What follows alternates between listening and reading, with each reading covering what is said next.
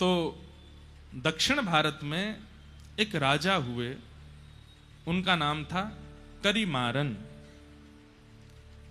तो श्री करिमारन राजा जो थे, ये राम नाम में बड़ी निष्ठा थी इनकी, राम राम राम राम जपते ही रहते थे। इनकी पत्नी का नाम था रानी उड्डयनंगई, दक्षिण भारतीय नाम है उड्डयनंगई। तो करिमारन राजा और इनकी पत्नी रानी उड्डयनंगई, ये दोनों भगवत परायण भक्त थे। राजा दिन रात राम नाम के आश्रय में ही रहते थे। रानी अपने पति के आश्रित रहती थी। एक दिन दोनों राजा और रानी कहीं जा रहे थे मार्ग में, तभी आपको शंख चक्र गदा पद्मधारी श्रीमन नारायण भगवान का एक सुंदर मंदिर दिखाई दिया। बहुत सावधानी से सुनिएगा। बड़े, हमने कहा ना भागवत जी में इधर उधर देख लो तो कोई बात नहीं है, पर भक्तमाल जी का तो एक एक शब्द सुनिए, नहीं तो आपके चित्त से भाव जा सकता है। तो एक बार आप दोनों जा रहे थे, तभी आपने देखा कि एक मंदिर में सुंदर श्री विग्रह ठाकुर जी का विराजमान है,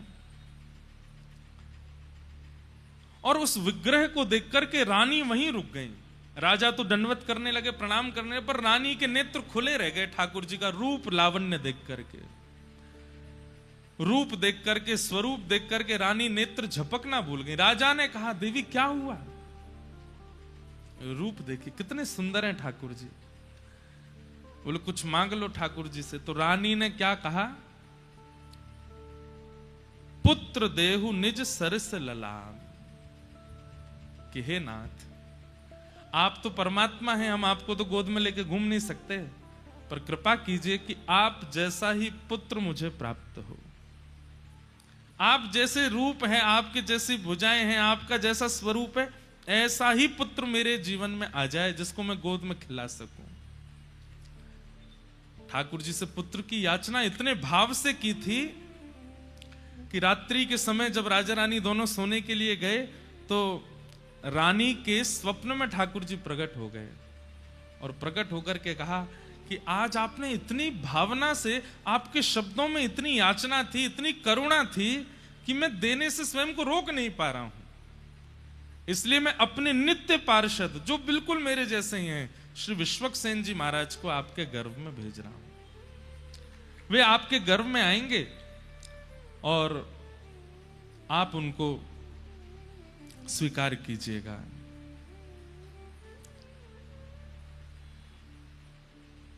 गर्भ में श्री विश्वक्सेन जी आ गए, लेकिन इनका नाम सटकोप क्यों हुआ? पृथ्वी पर आते इनका नाम सटकोप क्यों पड़ा? उसके पीछे इतनी सुंदर कथा है। श्रीमद् भागवत जी में एक वेद स्तुति आती है, और वहां वेद स्तुति में बताया जाता है कि जब हम लोग अपने मां के गर्भ में होते हैं तो ठाकुर जी से नित्य प्रार्थना करते हैं कि हे ठाकुर जी, एक बार इस गर्भ से मुझे बाहर कर दीजिए, मैं आपको वचन देता हूं, मैं जीवन में इस गर्भ में ना आना पड़े ऐसी कोई क्रिया नहीं करूंगा। लेकिन जैसे ही बालक का जन्म होता है, तो गोस्वामी जी कहते हैं कि पृथ्वी पर आते ही माया उसको पकड़ लेती है, माया उसको खींच लेती है। सब लोग इधर ही देखना, सुनना।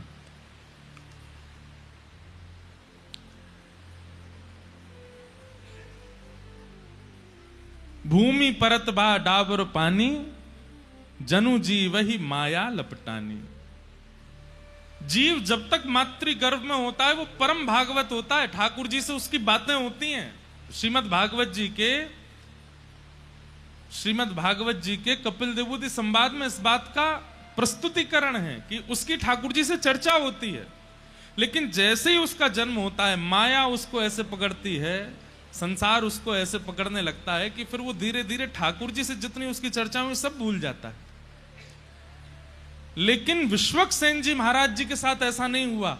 आपका जैसे ही जन्म हुआ, तो जन्म लेने के अगले क्षण ही जैसे ही माया आपके ऊपर आक्रमण करने के लिए आई, तो एक तो होता है बालक रोता है, जन्म लेते ही रोता है, पर आपने रुदन ना करते हुए उस सठ माया के ऊपर कोप किया।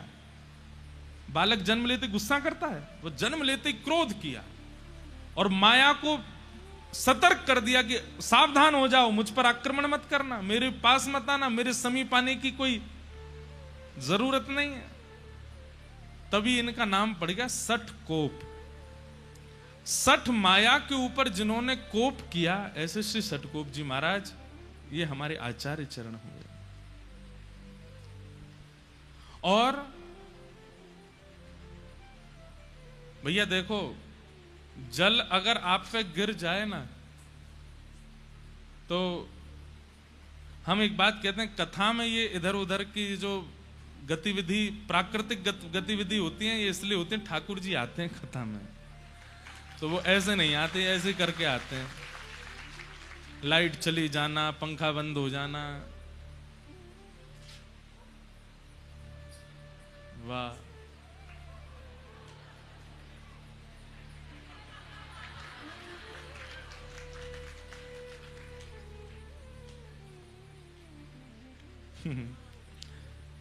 आप लोग भी कहेंगे कितना बचाओगे ठाकुर जी को।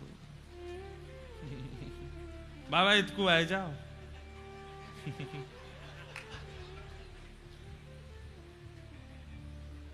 क्या बता रहा था मैं? हाँ, तो आपका नाम सठकोप क्यों पड़ा? क्योंकि सठ माया के आते ही आपने उसके ऊपर कोप किया और उसको कह दिया, संसारी जीवों पर अपनी माया चलाना, मेरे ऊपर तुम्हारा आक्रमण नहीं हो सकता। इसलिए आपका नाम सठकोप हुआ। सठकोप जी का जन्म हुआ, पर जन्म लेते ही इन्होंने अपनी माता जी का दुग्धपान भी नहीं किया। 10 दिन तक दुग्धपान नहीं किया।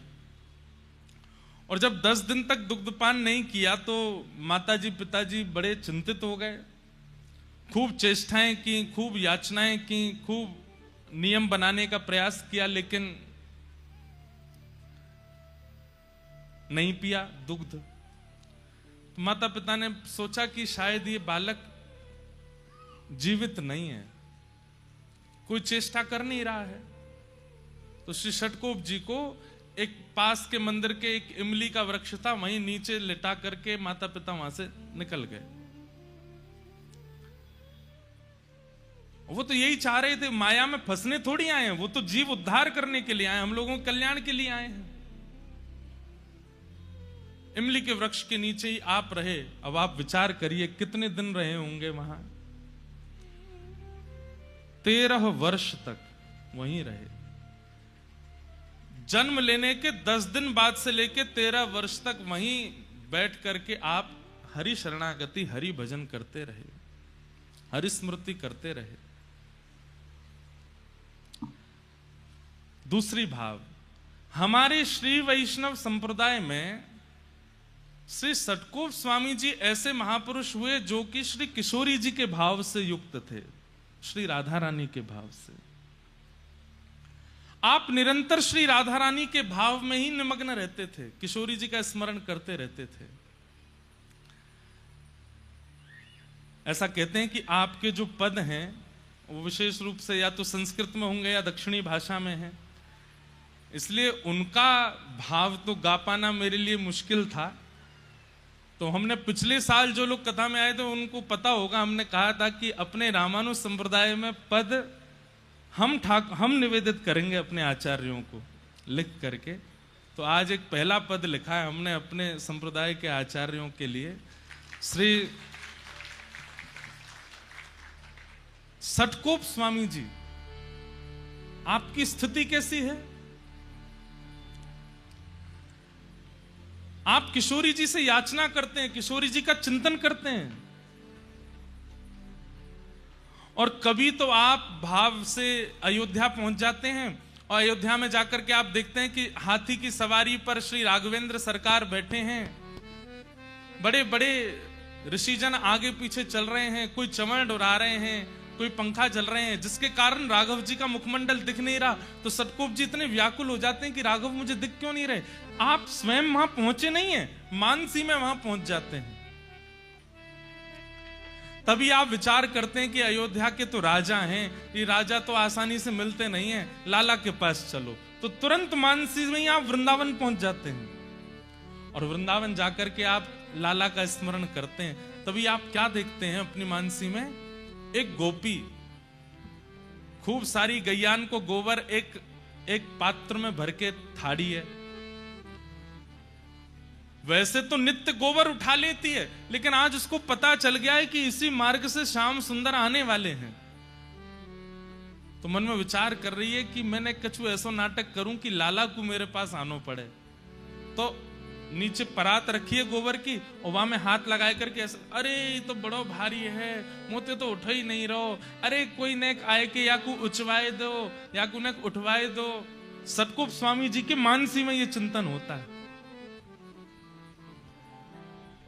इतने में ही दूर गैया चराते हुए आ रहे श्याम सुंदर, उनको देख करके तो वो गोपी और नाटक करती है, ऐसे उठाते उठाते गिर जाती है। अरे ये तो बड़ो भारी है, आज तो कोई मेरी मदद करे ही ना रो, या को कौन उचवाए को। इतने में ठाकुर जी आए, बोले मैं उचवाए दूं। तो गोपी तो है 80 वर्ष की और लाला है 5 वर्ष को, नहीं 100। ठाकुर जी कह रहे हैं मैं उचवाए दूं। सतगोप स्वामी जी दूर खड़े खड़े देख रहे हैं और तभी गोपी के हाँ लाला उचवाए दे। तो ठाकुर जी भुजा लगा करके उसमें प्रयास कर रहे हैं उठवाने का, और गोपी से तो उठता बनता है, वो तो जानबूझ के नाटक कर रही है। तो जैसे ही ठाकुर जी ने हाथ लगाया तो गोपी ऐसे उठाने लगी। इतने में ठाकुर जी मन में विचार किए, मैंने तो जोर ही ना लगाया, हुए उठ कैसे गए हो। ठाकुर जी समझ गए, बोले ओहो जे गोपी नाटक कर रही है मेरे आगे। सो ठाकुर जी ऐसे करते करते, अब वो गोपी देख रही है ठाकुर जी की और चाह रही है गोबर का भाव, और दूर खड़े सतगोप स्वामी जी मानसी में दर्शन कर रहे हैं। और जैसे उचाते उचाते नेक ऊपर लाई तो इतने में ठाकुर जी उसको दिखा देते हैं, मैंने तो स्पर्श ही ना किया, अपने आप ही उठ रही है। जैसे ही उठाने लगे तो ठाकुर जी थाड़े के बोले, हेरी गोपी तू नाटक क्या कर रही। तो गोपी ने सिर पर, मैंने तो नहीं किया नाटक। बोले अच्छा, मैंने तो जोर ही ना लगाया, या मैं फिर उच कैसे गई ऊपर तक। और दूसरी बात, मैंने जोर लगाया भी होगा तो तेरी कमर तक मेरे हाथ आमे, वाते ऊपर कैसे चली गई जी। तो गोपी बोली नहीं नहीं वो तो ऐसे ही आ गई। नहीं ना बता, ठाकुर जी ने वहां को एक हाथ पकड़ लिया। बोले मैं बता के जा, तो झूठ कैसे बोल रही यहाँ पे। सतगोप स्वामी जी के नेत्र सजल हो रहे हैं, अब क्या करेंगे ठाकुर जी। तो गोपी का हाथ छोड़ नहीं रहे, बोले मैं बता के जा। अब गोपी यही तो चाह रही थी, ये मुझसे बात करें, मेरे सामने खड़े हो, मेरा हाथ पकड़ लें। ठाकुर जी जब हल्ला मचाने लगे, मधुमंगल श्रीदामा जल्दी आओ, देखो जे गोपी कैसा नाटक करे। इतने में गोपी वहां से बचवे के काजे अपने जो परात है का, जहां में गोबर भरो पड़ो, बात टेढ़ होकर के ठाकुर जी पे ही डाल दे। तो सिर से लेके नीचे तक ठाकुर जी गोबर में सन गए, और जैसे ही गोबर में सने तो हाथ छोड़ दिया, गोपी वहां से भाज गई। और श्री सतगोप स्वामी जी इस लीला का दर्शन करके चरणों में प्रणाम करते हैं। सोचिए, माया पर कोप किया उन्होंने, लेकिन भावना से कितने सरल हैं, मानसी से कितने निर्मल हैं। इसलिए आपका निजी नाम नम्मालवार, आपका प्रकट नाम तो है श्री सतगोप, पर हमारे जैसे यहां पे अष्ट सखा होते हैं ना उत्तर भारत में, ऐसे दक्षिण में ठाकुर जी के आलवार हैं, भक्तों को ही आलवार कहा गया। तो आप जो हैं वो नम्मालवार आपका नाम है आलवारों में। आप किशोरी जी के ध्यान में ही रहते, श्री जी के ध्यान में ही रहते। एक बार की बात है कि ऊखल बंधन लीला जो भागवत जी में आती है ना, मैया ने लाला बांध दियो, आप कथा सुन रहे थे और कथा में जैसी उखल बंधन लीला सुनी, सुनते ही मूर्छित हो गए। किस बात से मूर्छित हो गए? बोले मैया लाला से यूं कह गई, आज तो को रोटी नहीं मिलेगी, आज तो को मक्खन नहीं मिलेगा। तो मैया के इस कोप को ठाकुर जी कैसे ले रहे होंगे? ठाकुर जी कितने सरल हैं, कितने सहज हैं, कितने निर्मल, उन पर कोप कर रही है मैया। इस भावना को सोचकर के आप वहीं मूर्छित हो गए कि मैया ने लाला उखल में क्यों बांध दिए, इतने कोमल से लाला क्यों बांध दिए। बंधुओं, 1 घंटा, 1.5 घंटा, 2 घंटा की मूर्छा तो समझ आती है, 6 महीने तक नहीं उठे, मूर्छित ही रहे। लोग उठा करके ले गए, जल का छिड़काव किया, क्या नहीं किया, लेकिन आपकी ध्यान समाधि भावना ऐसी, बस नेत्रों से अश्रु गिरते जा रहे हैं और मूर्छावस्था में 6 महीने तक। फिर 6 महीने बाद किशोरी जी ने ललिता जी से आज्ञा की कि आप जाओ, और श्री ललिता जी आई और उन्होंने आकर के श्री सटकोप स्वामी जी को पुनः चेतना कराई। ऐसे हमारे रामानुज संप्रदाय के श्री सटकोप स्वामी जी महाराज। तो ये जब मैं कथा पढ़ रहा था तो मेरे मन में आई कि एक पद आज सबसे पहले हमारे आचार्य चरणों के लिए गा दें। हम तो ब्रजवासी हैं, और ब्रजवासी बिना पदन के तो रह में ही ना है, आप सबन को पता है। तब मन में भाव आया कि एक पद हिंदी भाषा में अपने आचार्य चरण को प्रस्तुत कर देते। करी हूं कृपा कब श्यामा मोह पे, करी हूं कृपा कब श्यामा मोह पे। श्री सटकोप स्वामी जी गा रहे हैं। अच्छा, एक और बात तो बताने ही भूल गया मैं। जब आपका प्रादुर्भाव हुआ तो बालक जन्म लेते ही रोता है, पर आपके रोने का कारण ये नहीं था कि मुझे दूध पिला दीजिए या बालक को प्रसव पीड़ा हुई है इसलिए वो रो रहा है। नहीं, आप इसलिए रोए क्योंकि भगवान के लीला पूरी करने के मात्र 15-20 साल बाद ही आपका जन्म हुआ था। श्री कृष्ण धरा धरती से लीला पूरी करके चले गए और ठाकुर जी के जाति कलयुग प्रारंभ हुआ, और कलयुग के प्रारंभ होने के 15-20 साल के अंतराल में ही आपका जन्म हुआ है। तो आप इसलिए रोए कि मेरा जन्म इतने साल पहले क्यों नहीं हुआ, जब ठाकुर जी पृथ्वी पर थे तब मैं क्यों नहीं आया, ये मेरा दुर्भाग्य कि मैं आज क्यों आया हूं, ये इतना समय क्यों लगा मुझे आने में। तो आचार्य चरण का भाव है और उन्होंने ही चित्त में दिया है। सब लोग गाइएगा। करी हूं कृपा कब श्यामा मोह पे, करी हूं कृपा कब श्यामा मोह पे, करी हूं कृपा कब श्यामा मोह पे, करी हूं कृपा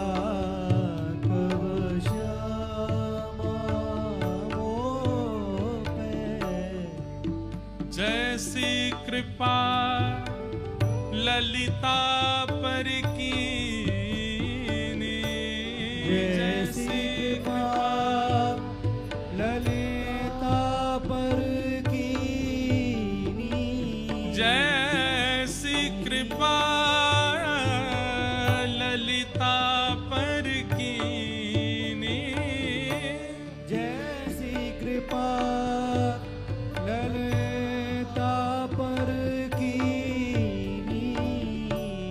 महल टहल सेवा सब पाए, महल टहल सेवा सब पाए, महल टहल सेवा सब पाए, महल टहल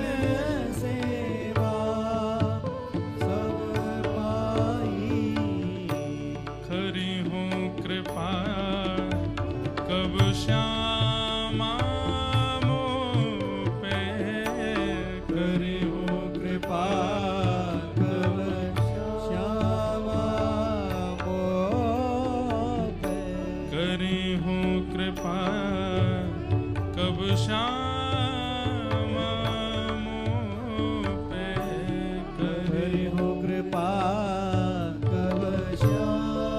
हे किशोरी जी, जैसी कृपा आपने ललिता जी पर की है और उन्हें अपने महल टहल की सेवा प्रदान की है, ऐसी कृपा मुझ पर कब करेंगी आप?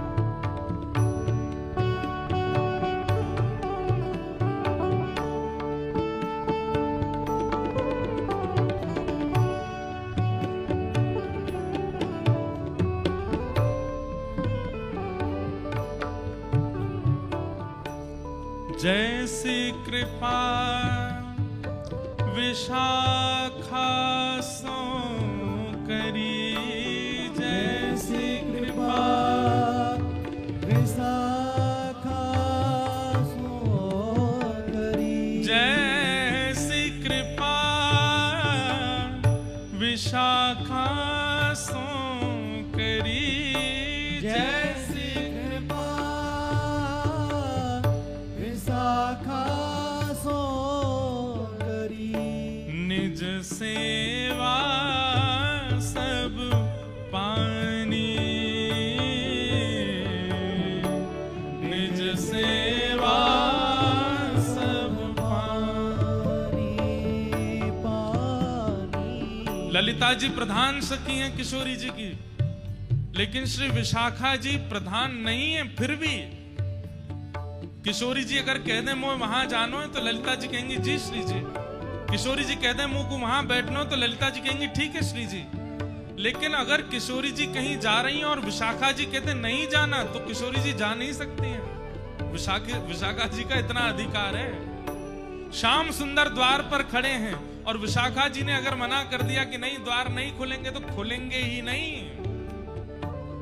ललिता जी प्रधान सखी हैं, पर निकुंज की एक प्रकार से देखा जाए तो गतिविधियों पर पूर्ण अधिकार, पूर्ण कमान श्री विशाखा जी की रहती है। जैसी कृपा विशाखा सुकीनी, जैसी कृपा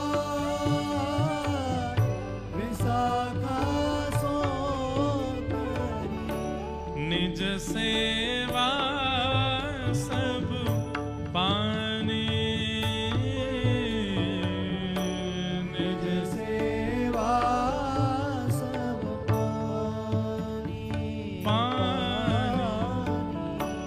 करी हूँ कृपा कब श्यामा मोह पे, करी हूँ कृपा कब श्यामा मोह पे, करी हूँ कृपा कब श्यामा मोह पे, करी हूँ कृपा कब श्यामा मोह पे। ऐसी कृपा सठ कोप पे कीजे, ऐसी कृपा कोप पे कीजे, ऐसी कृपा सठ कोप पे कीजे, ऐसी कृपा सतकोप पे कीजे, श्री वृंदावन रस रानी, रानी श्री वृंदावन रस श्री वृंदावन रस रानी, रानी वृंदावन रस रानी, रानी करी हो कृपा कब श्यामा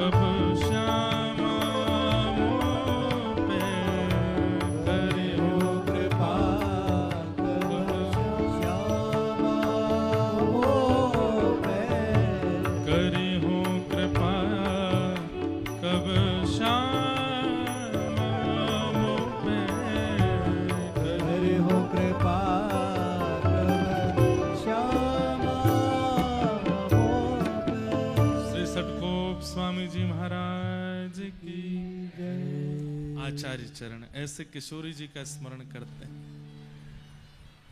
तो फिर आज अब जैसे भी है जल्दी जल्दी में ये भाव आचार्य चरणों को प्रस्तुत किया। यही भाव आचार्य चरण रखते होंगे श्री जी के चरणों में। तो ऐसे राधा भाव में विभोर रहते थे आप, और मानसी में श्री लाल जी की और श्री राघव जी की निज लीलाओं का अनुभव करते थे।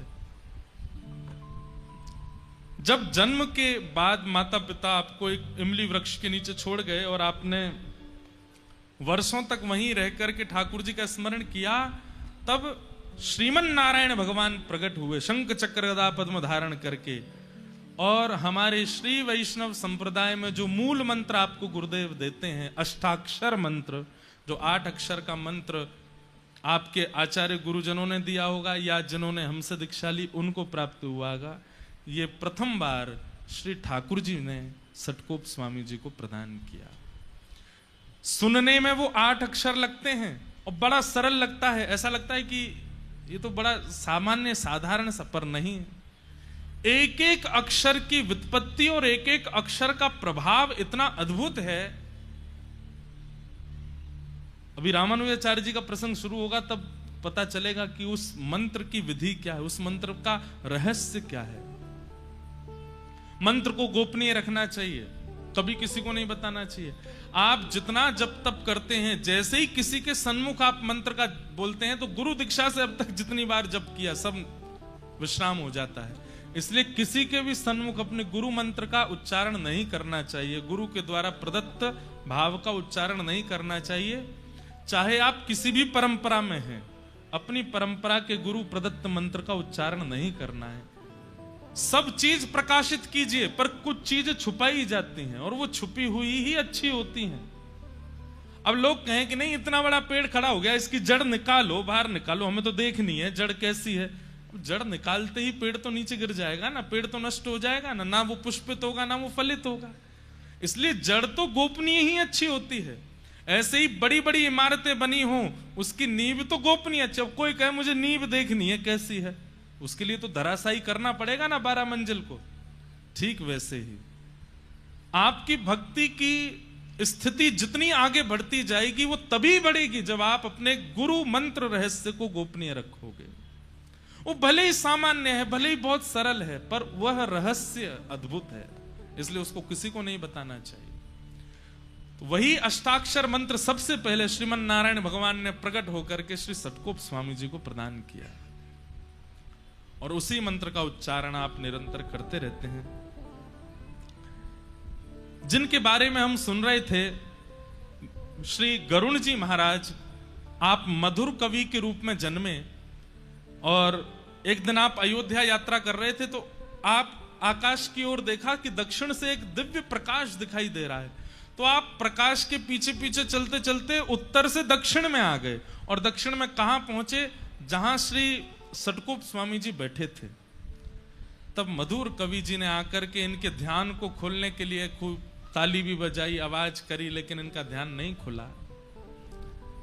तब इन्होंने उनके कान के समीप जाकर के कहा कि मेरे मन की हृदय की अत्यंत वृहद जिज्ञासा है, कृपा कर उसको पूर्ण कीजिए। इतने भाव से आपने पूछा कि सटकोप स्वामी जी के मन में आया अगर इसकी हृदय के प्रश्नों के उत्तर नहीं दिए गए तो उद्धार कैसे होगा। तो आपने तुरंत वर्षों की समाधि खोल करके उनको सन्मुख बैठाया। बोले क्या प्रश्न है, प्रश्न पूछो। तब उन्होंने 5 प्रश्न पूछे। प्रश्न कितने सुंदर हैं, सुनिए। पहला प्रश्न, मैं कौन हूं? मेरा नाम चाहे जो हो, मैं चाहे जहां जन्मा हूं, लेकिन वास्तविकता में ये मैं हूं कौन? पहला प्रश्न। कौन पूछ रहे हैं? मधुर कवि जी पूछ रहे हैं सटकोप स्वामी जी से। दूसरा प्रश्न आपने पूछा, ईश्वर कौन है? पहला मैं कौन हूं, दूसरा ईश्वर कौन है। और तीसरा प्रश्न आपने किया, ईश्वर से मिलने का उपाय क्या है? उस परमात्मा से मिलने की विधि क्या है, उपाय क्या है, कृपा करिए बताओ। और चौथा प्रश्न क्या कहा, भगवद मिलन में बाधा कौन बनता है? ठाकुर जी से मिलने में बाधा क्या है? और पांचवा और अंतिम प्रश्न पूछा, ठाकुर जी से मिल जाने का फल क्या है? अगर ठाकुर जी से मिल गए, ठाकुर जी हमको मिल गए, तो उसका फल क्या है?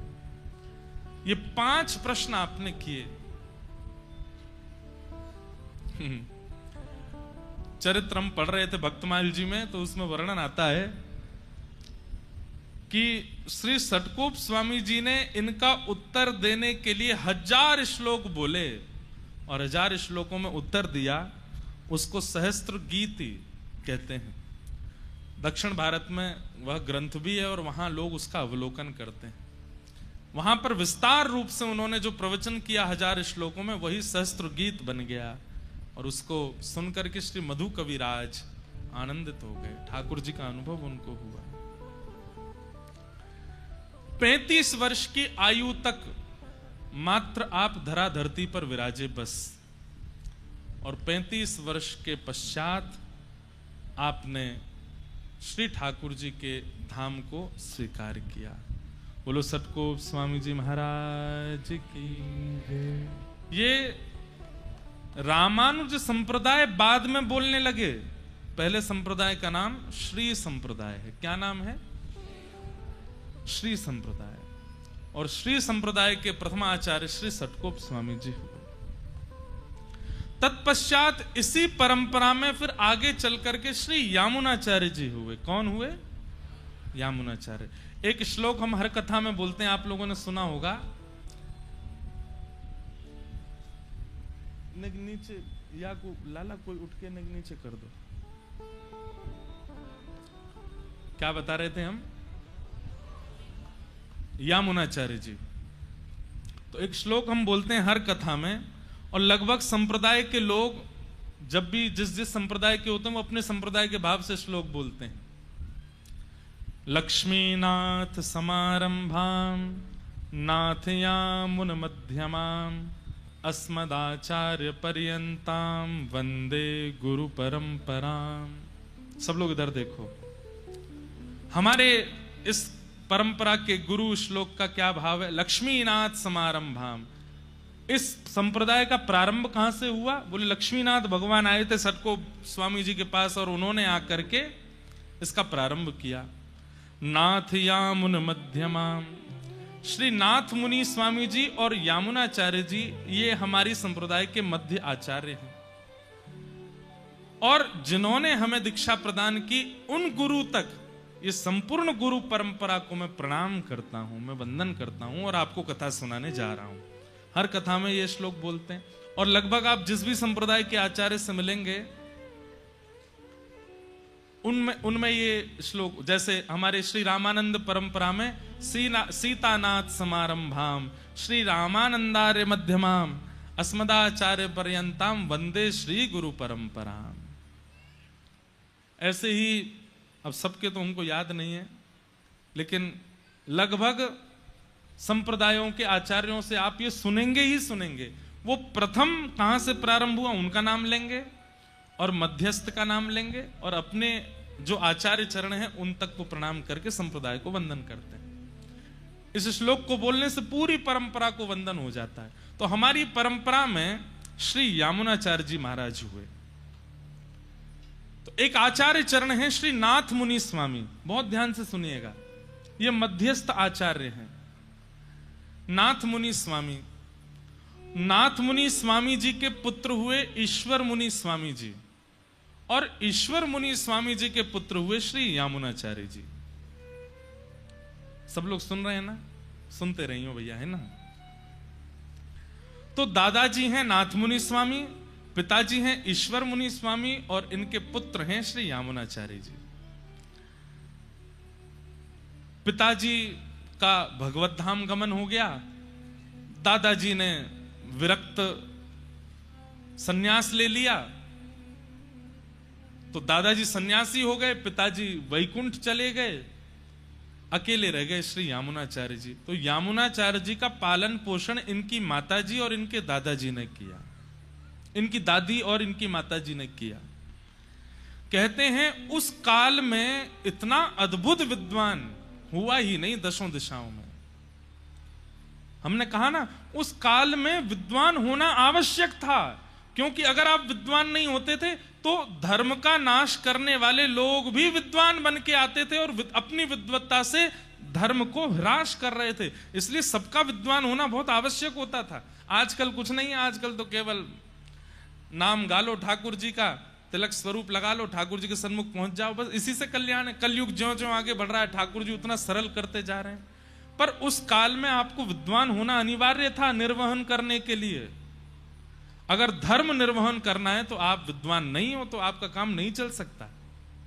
इसलिए हमारे परंपरा में, गुरु परंपरा में अधिकतर आचार्य सब विद्वान ही हुए, परम विद्वान हुए। तो श्री यामुनाचार्य जी महाराज, यामुनाचार्य जी महाराज की एक विशेषता श्री भक्तमाल जी में नाभाजी बताते हैं कि यामुनाचार्य जी विद्वान भी हैं और विद्वान के साथ साथ विनम्र भी हैं, और ये हो नहीं सकता। विद्वत्ता और विनम्रता ये दोनों एक साथ नहीं आ पाती हैं लोगों के चित्त में। अधिकतर लोग विद्वान होते हैं तो विनम्र नहीं हो पाते, लेकिन श्री यामुनाचार्य जी में दोनों भाव हैं। उसके पीछे कारण श्री नाभाजी क्या बताते हैं, ध्यान से सुनिए। क्योंकि उनका पोषण दो माताओं के द्वारा हुआ, दादी और माता जी। इसलिए घर में कोई पुरुष नहीं है, यामुनाचार्य जी पुरुष हैं, तो पढ़ाती भी दादी और माता जी और घर के काम भी दादी माता जी करा। चलो जाओ बाजार से ये ले आओ, चलो घर में थोड़ी माँ की सहायता कराओ, रसोई घर में ऐसा कराओ, ये सामान रखवाओ, यहाँ पे तय करवा दो। जिसके कारण उनके अंदर विद्वत्ता तो आती जा रही थी, लेकिन साथ में विनम्रता भी आ रही थी, क्योंकि माता और दादी का साथ देना पड़ता था। और एक बात याद रखिएगा, आपके अंदर दुनिया के कितने भी गुण आ जाएं, अगर वो विनम्रता युक्त आए हैं तो उस गुण से भगवत प्राप्ति संभव है। और एक बात और सुनिए, गुण के साथ में विनम्र दो ही तरीके से आ सकता है। पहला, माता पिता और गुरु अगर कृपा कर दें तो गुण के साथ में विनम्रता। गुण के साथ में विनम्रता समझ रहे हैं ना? गायक हो, गायक लोगों को अभिमान हो जाता है हमसे अच्छा कोई है ही नहीं। एक्टर लोगों को अभिमान हो जाता है हमसे सुंदर कोई नहीं। रूप गर्विष्ठ को रूप का अभिमान, धन गर्विष्ठ को धन का अभिमान। इसलिए कोई भी गुण संसार में आएगा, विनम्रता दो ही तरीके से आ सकती है। पहला कारण, या तो माता पिता गुरु की कृपा से, या फिर दूसरा अति सत्संग से। आप गुणवान हैं और सत्संग करते रहते हैं तो आपके अंदर विनम्रता आ सकती है। श्री सतकोप स्वामी जी महाराज, श्री यामुनाचार्य जी महाराज के अंदर विनम्रता कहां से आई? उनकी माता जी और दादी से। इसलिए उनकी विद्या का कभी उनके ऊपर प्रभाव वैसे नहीं हुआ जैसे कई विद्वानों को हो जाता है। तो उसी समय दक्षिण में एक बहुत बड़े पंडित थे, एक बहुत बड़े विद्वान थे। उनका नाम था पंडित कोलाहल। क्या नाम था? कोलाहल। अब ऐसा लगता है कि शायद इनके व्यवहार की वजह से इनका नाम कोलाहल कर दिया होगा। इनका काम क्या था? नगर नगर गांव गांव में जाना और विद्वानों को चुनौती देना कि आओ हमसे शास्त्रार्थ करो, और शास्त्रार्थ में विद्वानों को हराते। यहां तक तो ठीक, फिर उनको सामने बैठा के उनका उपहास और करते, हंसी करते उनकी, जिससे उनको बहुत चित्त में पीड़ा होने लग जाती। और ये इनका व्यसन बन चुका था। व्यसन मतलब आदत बन चुकी थी। किसी को भी देख लेते, कोई पंडित स्वरूप में, इधर आइए, क्या पढ़े लिखे हो, आओ हमसे शास्त्रार्थ करो। तो सामने वाला शास्त्रार्थ करता, यहां तक तो ठीक कि हरा दिया, तो उसके बाद उसको बैठा के उसका उपहास और करते। तुम्हारे पिताजी ऐसे हैं, तुम्हारी माताजी ऐसी हैं, तुम्हारा तो कुल ऐसा है, तुम्हारी जाति ऐसी है, तुम्हारा ये ऐसा है। उसका उपहास, वो रोज जब तक नहीं जाता तब तक उसका उपहास करते। ऐसे थे पंडित श्री कोलाहल जी। और वहीं एक दक्षिण भारत के नगर का राजा था। राजा का नाम था पांडे। क्या नाम था? पांडे राजा। उसको इनके द्वारा शास्त्रार्थ करना और फिर पंडितों का उपहास करना, उसको इस बात का व्यसन था, वो देखने में उसको सुख मिलता था। उसने एक दिन नगर चलते देख लिया और इनसे कहा, हे पंडित जी महाराज, आपका व्यसन मुझे बहुत अच्छा लगा, आप एक काम कीजिए, मेरे राज्य में चलिए, वहां मैं एक से एक विद्वानों को बुलाता रहूंगा और आप मेरे सामने सबके साथ शास्त्रार्थ करना, फिर उनका उपहास मैं बैठ के सुनूंगा, मुझे देखने में बहुत अच्छा लग रहा है। दोनों एक से ही मिल गए। तभी राजा के कान में नाम पड़ा श्री यामुनाचार्य जी का, हमारी संप्रदाय के मध्यस्थ आचार्य। और श्री यामुनाचार्य जी का नाम जैसे ही सुना, आपने उन्हें आमंत्रित किया। किसी ने कहा वो बहुत बड़े विद्वान हैं, ऐसे नहीं आएंगे एक निमंत्रण पर। तो बोले कैसे आएंगे? बोले उनके लिए पालकी भिजवा दो। कई बार ऐसा होता है कि बड़े बड़े महापुरुष वो केवल कार्ड से नहीं आते हैं, गाड़ी और भिजवा दो। बोले महाराज गाड़ी भेजी है, फल की डलिया भेजी हैं, सब व्यवस्थाएं भेजी हैं, तो आ जाते हैं आचार्य चरण कई। सावधानी से सुनिए सब लोग। तो यामुनाचार्य जी को निमंत्रण भेजा कि आप पधारिए। यामुनाचार्य जी बोले कहां जाना है? बोले दक्षिण में एक गांव है, वहां के राजा पांडे राजा ने आपको निमंत्रित किया है। सब लोग इधर देखिएगा, सुनना। और पालकी भी भेजी है, वहां कोई पंडित कोलाहल हैं, वो शास्त्रार्थ महारथी हैं, लोगों को शास्त्रार्थ में हरा देते हैं।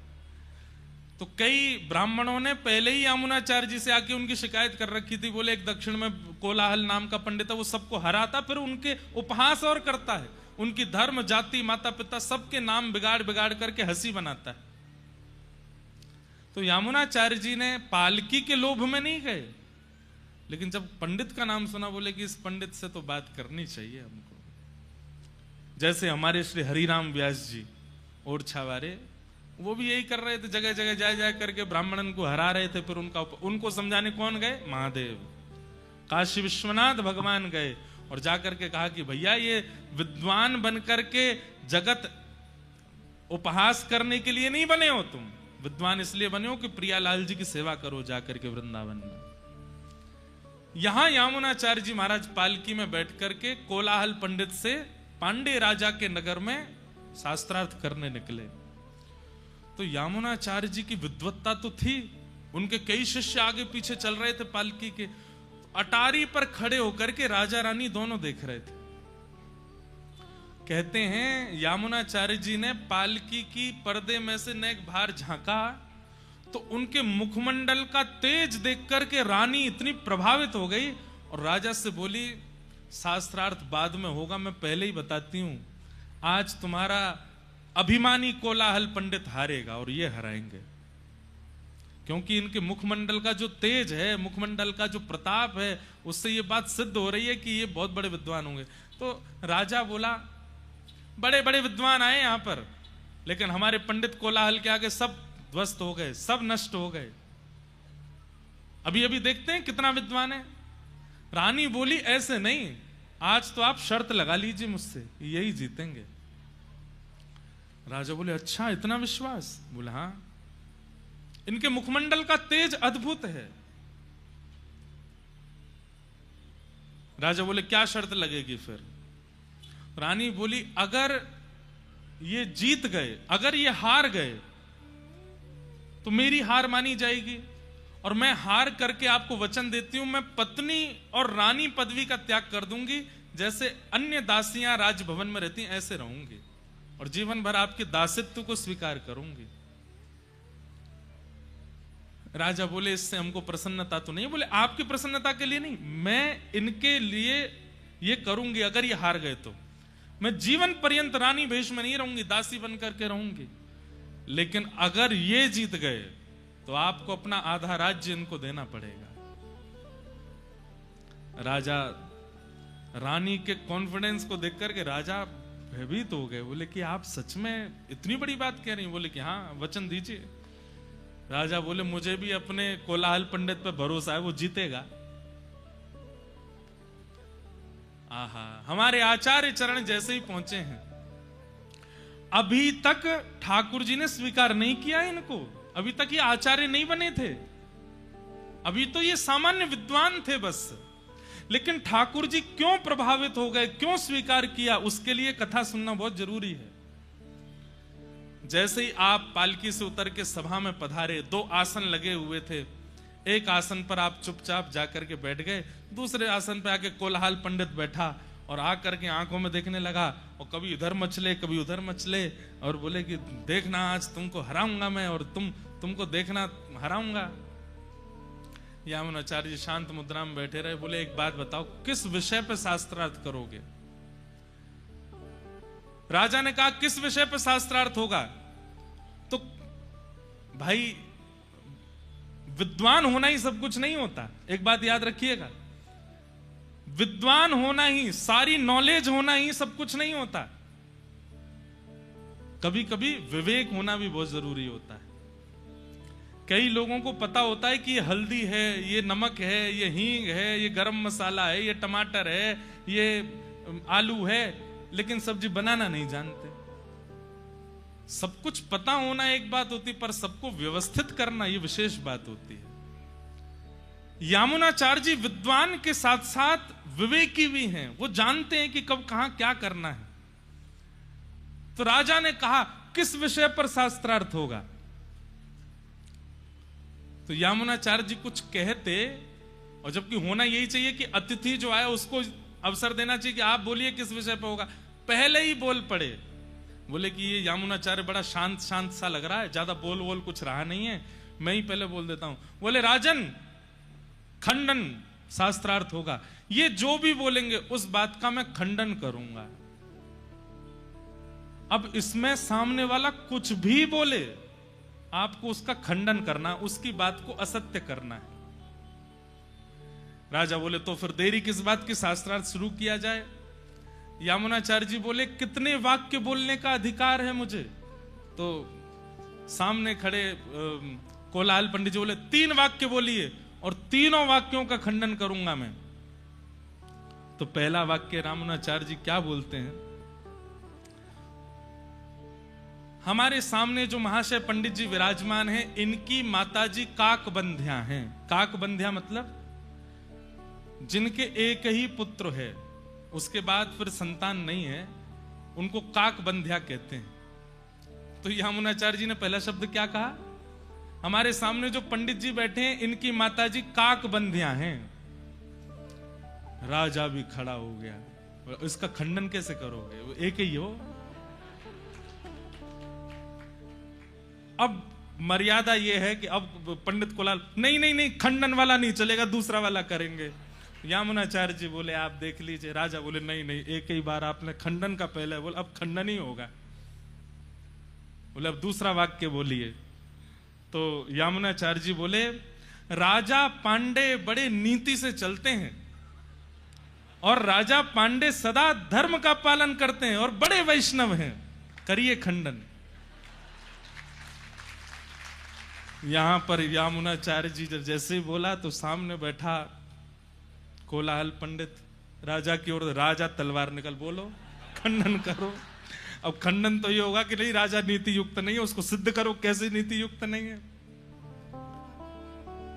तीसरी बात यामुनाचार्य जी ने कहा, राजा तो नीति युक्त है ही, राजा तो धर्मावलंबी है ही, पर इनकी पत्नी पतिव्रता नारी है। वो अपने पति के अलावा किसी को भी कभी दूषित दृष्टि से नहीं देखती है। वो केवल पतिव्रता है, अपने पति को ही सर्वस्व मानती है। करो खंडन। 3 बात ऐसी बोल दी कि महाराज कोलाहल पंडित जी तो चरणों में गिर गए। बोले भगवान क्षमा करो, गलती हो गई मुझसे। तभी राजा ने रानी की ओर देखा। रानी बोली मैंने पहले ही कहा था, ये विद्वान तो हैं, पर विद्वान के साथ साथ विवेकी भी हैं। ये चाहते तो अपने गुरु से सीखे हुए, अपनी माता और अपनी दादी से सीखे हुए परम विद्वाओं का यहां पर विवेचन कर सकते थे। यहां पर लच्छेदार वाणी बोल करके अपनी महिमा गरिमा को बढ़ा सकते थे, लेकिन उन्होंने सामान्य से 3 शब्दों में उसको हरा दिया। इससे क्या प्रमाणित होता है कि विद्वान तो हैं पर साथ में विवेकी भी हैं, और ये विवेक इनके चित्त में आया, ये इस बात का प्रमाण है कि ये सत्संग भी करते हैं। अब जो शर्त हुई थी वो कीजिए। राजा ने तुरंत अपनी आधे साम्राज्य को श्री यामुनाचार्य जी को प्रदान कर दिया, और श्री यामुनाचार्य जी एक राज होकर, एक राजा की तरह, एक राजकुमार की तरह उस भाव में रहने लगे। माता जी को भी ले आए, दादी को भी ले आए, वहीं निवास करने लगे। आप 35 वर्ष तक, बाल्यकाल में 15-16 वर्ष की आयु में शास्त्रार्थ में गए थे, 35 साल तक उसी राज्य में एक राजा की तरह, एक राजकुमार की तरह रहे। लेकिन आपने राज्य भाव को भी अपने ऊपर हावी नहीं होने दिया। ठाकुर जी इनसे बड़े प्रभावित हो गए। बोले विद्वान भी है, सुंदर भी है, तेजों में भी है, सर्वगुण संपन्न है, सारी योग्यताएं इनके चरणों में हैं, लेकिन फिर भी ये कितना एकनिष्ठता रखते हैं। अब इनको स्वीकार करने का समय आया। तभी आपको खबर मिली कि आपके दादाजी जो संन्यास ले चुके थे वे मरणासन स्थिति में हैं, तो आप उनका दर्शन करने के लिए जा रहे थे। तभी मार्ग में कावेरी के तट पर विराजमान श्री रंगनाथ मंदिर, श्रीरंगम, जो कि दक्षिण में विराजमान है, मंदिर पड़ा। तो आपने मन में विचार किया क्यों ना यहां पर ठाकुर जी का दर्शन करें। और जैसे ही आप दर्शन करने के लिए गए, शांताकारं भुजग शयनम पद्मनाभं सुरेशम विश्वाधारं गगन सदृशम वेदवर्णं शुभांगम लक्ष्मीकांतं कमलनयनं योगभिर्ध्यान गम्यं वंदे विश्वं भवभयहरं सर्वलोकैकनाथ। यही श्लोक का दर्शन होता है रंगनाथ मंदिर में। शांताकारम, शांत आकार है ठाकुर जी का। भुजग शयनम, भुजग कहते हैं सर्प, उसके ऊपर शयन कर रहे हैं। शांताकारम भुजग शयनम पद्मनाभम सुरेशम, नाभि से एक पद्म प्रकट है, कमल, और उसके ऊपर कौन बैठे हैं? ब्रह्मा जी। शांताकारम भुजग शयनम पद्मनाभम सुरेशम विश्वाधारम, विश्व के जो आधार हैं, जिनके कारण ये पूरा विश्व चल रहा है। गगन सदृशम, जो गगन के समान है। वेद वर्णम शुभांगम, लक्ष्मी कांतम, लक्ष्मी के जो पति हैं। कमल नयनम, कमल जैसे जिनके नेत्र हैं। योग वीर ध्यान गम्यम, योगी बड़े बड़े जिनके ध्यान में रहते हैं। वंदे विष्णुम भव भयहरम सर्वलोकैक। आपने जैसे ही जाकर के गर्भगृह में विराजमान शेषनाग पर पौड़े नारायण भगवान का दर्शन किया, आज तक जितनी योग्यताएं देखी थी, जितनी सफलताएं देखी थी, जितनी उज्जवलताएं देखी थी, सब फीकी लगने लगी ठाकुर जी के रूप के आगे। देखते रहे और नेत्रों से अश्रु प्रवाहित करने लगे और चरणों में प्रणाम किया। तभी आचार्य चरण भीतर से आए और आकर के प्रसाद देने लगे, तीर्थ देने लगे। तो कहा कुछ मांग लो ठाकुर जी से। बोले अब एक ही आशा है। बोले क्या? अब कहीं और नहीं जाना, बस ये अपनी चरण में रख लें।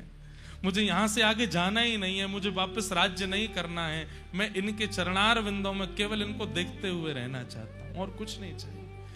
आपने ये कामना की थी और ये कामना सुनते ही शेषनाग पर पौड़े श्रीमन नारायण भगवान उठ बैठे और प्रत्यक्ष प्रकट होकर के मंदिर से बाहर निकल करके आए और श्री यामुनाचार्य जी को अपने हृदय से लगा लिया, हृदय से लगा लिया। मैं बहुत प्रसन्न हूं। क्यों प्रसन्न हूं? संसार में जितनी योग्यताएं एक मानव चाहता है वो सब तुमको दी मैंने, लेकिन उन सबको कभी भी अपने चित्त पर, अपनी बुद्धि पर, अपने प्रभाव पर हावी नहीं होने दिया। और आज जब इतने वर्ष बाद मैं तुम्हारे सामने प्रस्तुत हुआ तो तुमने सबका त्याग कर दिया, सर्वस्व मुझ पर न्यौछावर कर। मैं बहुत प्रसन्न हूं। और तब श्री यामुनाचार्य जी को ठाकुर जी ने स्वीकार किया।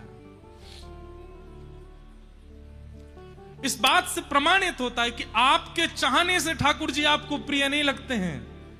मैं बार बार कथाओं में कहता हूं कि गोविंद देव जी के सामने जाकर के, और गोविंद देव जी इतने भागे कि उस समय किसी ने आपको भीड़ से निकाला तो आप व्याकुल हो गए, मुझे क्यों बुलाया, मुझे देखना है उनको।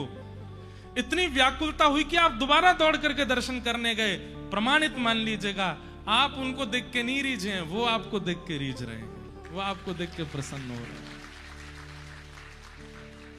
कथा सुनने की आपके चित्त में इच्छा नहीं जग सकती है, कथा आपको चुन के बुलाती है। गोविंद देव जी जाने की इच्छा आपकी नहीं होती, गोविंद देव आपको बुलाते हैं। ये आचार्य चरणों की कृपा, ये महाप्रभु की कृपा, ये श्री जगन्नाथ जी की कृपा, गोविंद देव जी की कृपा आप पर हो रही है।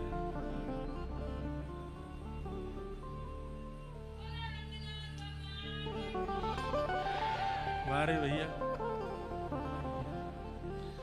ठाकुर जी ने उनको स्वीकार किया।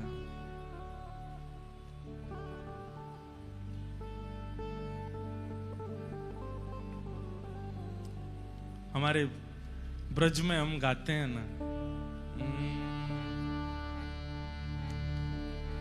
भोर होत महलन में थारे सेवा के निस जाऊं। भोर होत महलन में थारे सेवा के निस जाऊं। भोर होत महलन में थारे सेवा के निस जाऊं। भोर होत महलन में थारे सेवा के निस जाऊं। कबहु प्रसादी श्री महलन की कृपा होए तो पाऊं। कबहु प्रसादी श्री महलन की कृपा होए तो पाऊं। कबहु प्रसादी श्री महलन की कृपा होए तो पाऊं। कबहु प्रसादी प्रसादी श्री महलन की कृपा होए तो पाऊं। किशोरी मोहे सेवा में लीजो, लाडली सेवा में लीजो। जग जंजाल छुड़ाए बास बरसाने को दीजो। किशोरी मोहे सेवा में लीजो, लाडली सेवा में लीजो।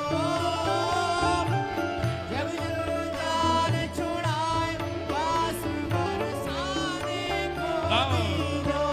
किशोरी मोहे अपनो कर लीजो। किशोरी मोहे अपनो कर लीजो।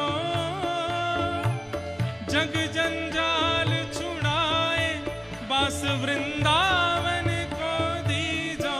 किशोरी मोहे अपनो कर लीजो।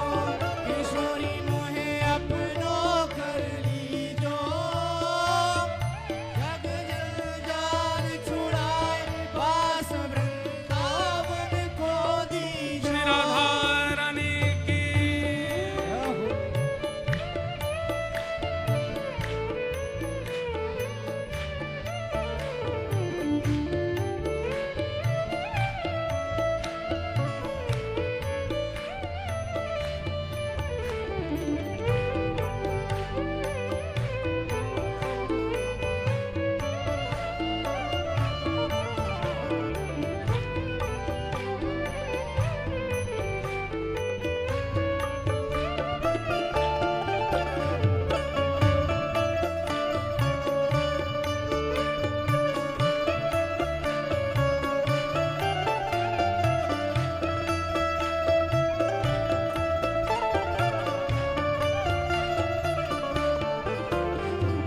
पड़ी रहूं मैं द्वार तिहारे, रसकन दर्शन पाऊं। पड़ी रहूं मैं द्वार तुम्हारे रसकन दर्शन पाऊं। मैं पड़ी रहूं मैं द्वार तिहारे, रसकन दर्शन पाऊं। पड़ी रहूं मैं द्वार तुम्हारे रसकन दर्शन पाऊं। ओ भगतन की रज धूल मिले तो अपने शीश चढ़ाऊं भगतन की। रज धूल मिले तो अपने शीश चढ़ाऊं। किशोरी मोहे द्वारे रख लीजो, लाडली द्वारे रख लीजो, जग जंजाल छुड़ाए बास वृंदावन को दीजो। किशोरी मोहे द्वारे रख लीजो, लाडली द्वारे रख लीजो, जग जंजाल छुड़ाए बास वृंदावन को दीजो। किशोरी मोहे द्वारे रख लीजो, लाडली द्वारे रख लीजो, जग जंजाल छुड़ाए बस वृंदावन को दीजो। किशोरी मोहे द्वारे रख लीजो, लाडली द्वारे रख लीजो, जग जंजाल छुड़ाए बास बरसाने को दीजो। जैसे हे श्यामाजू, जैसे आप सबको कृपा करती हैं, जैसे ठाकुर जी श्री यामुनाचार्य जी को स्वीकार कर रहे हैं, आप स्वयं ही बुला करके बिना उनके किसी साधन को देखे उनको स्वीकार करते हैं नाथ। ऐसे हमको भी स्वीकार कीजिए, हम पर भी कृपा कीजिए। हे किशोरी मोहे द्वारे रख लीजो, लाडली द्वारे रख लीजो, जग जंजाल छुड़ाए बस वृंदावन को दीजो। किशोरी मोहे द्वारे रख लीजो, लाडली द्वारे रख लीजो, जग जंजाल छुड़ाए बास वृंदावन को दीजो। बल बरसाने वारी की।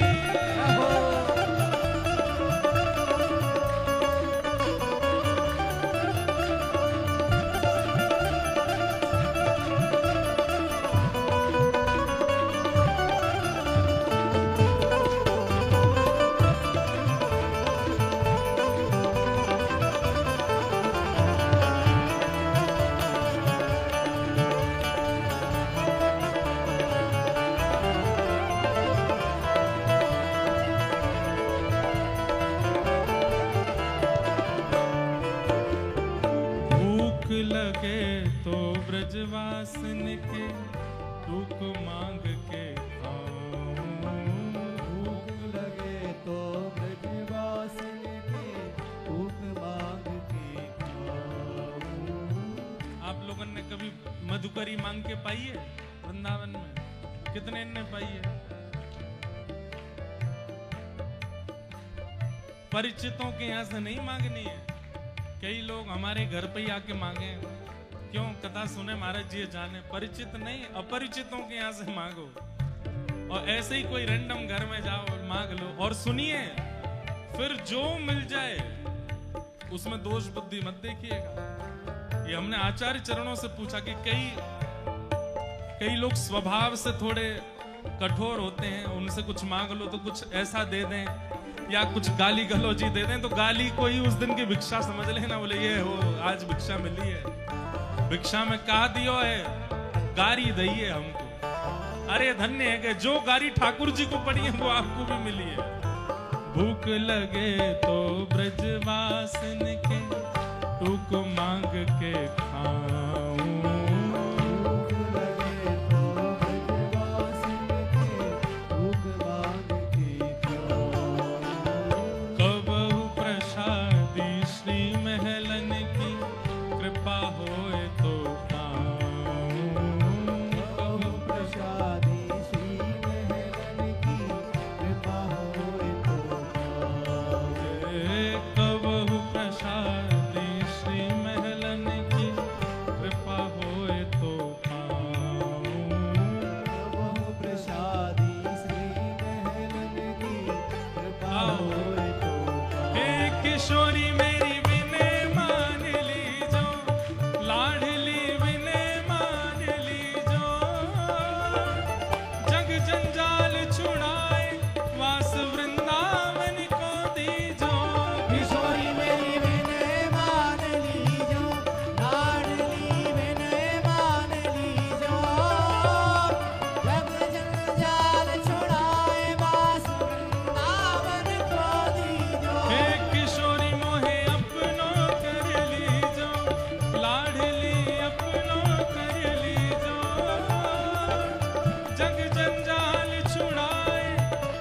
वृंदावन को दीजो।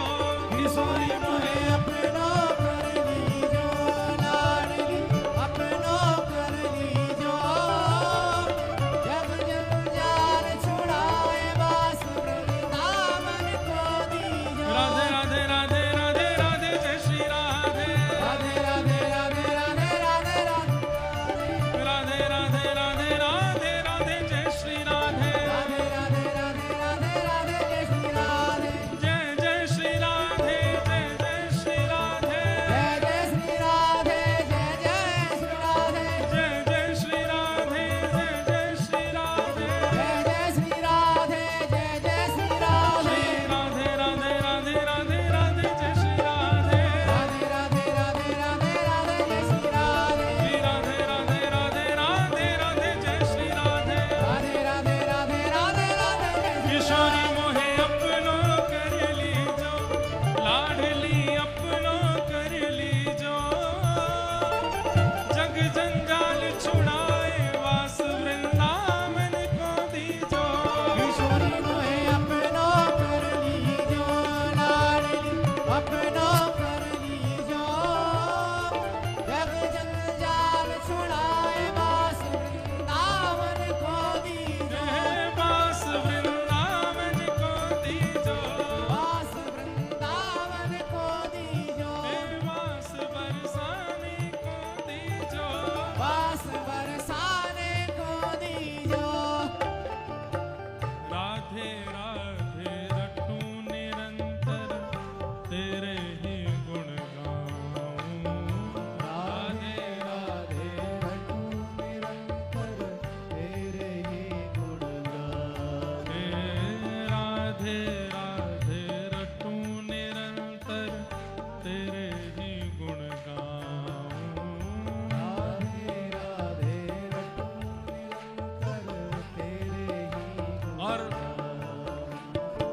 तेरे ही गुण गाए गाए मैं तेरो ही बजाऊं।